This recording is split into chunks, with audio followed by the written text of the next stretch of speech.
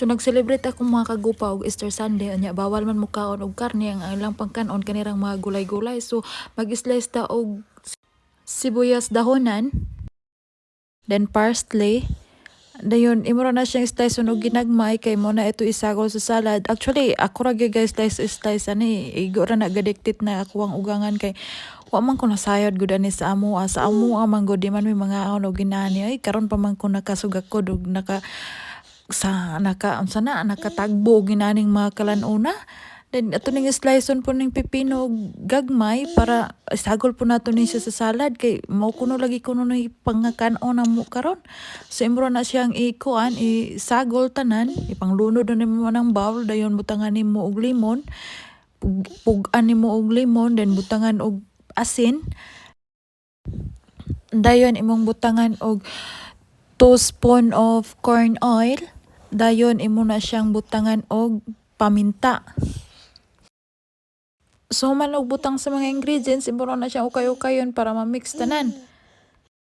So mo na ni oy resulta sa akong higama nga salad. Usa ni siya sa among handaon niya, mo ni among kanon niya. Nya karon kani akong mga kagupa kas-as usa ka tuig ra nimo kaon og rice karon rang adlaw. So mangaon mi karon og rice, nag-slice ko og dates, dayon sa gulan na namo og mga raisin lagi. Mo na among isagol sa kanang usa ni sa kanon.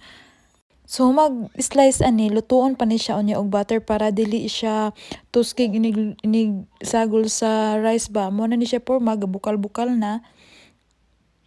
Aron mahumog siya dayon magbutang ka og butter sa kalaha imo nang tunawon ang butter aron maunay imong isagol sa kanang rice then ug main ani na mura na siya og nahimong idibol ilunod na nimo ng rice tanan. Bawa pa ni akong mga kagupa nga daghan man kay kuskus balungos nga pwede ra man unta ni makaon og walay sagol-sagol mura man gihapon kalan-una.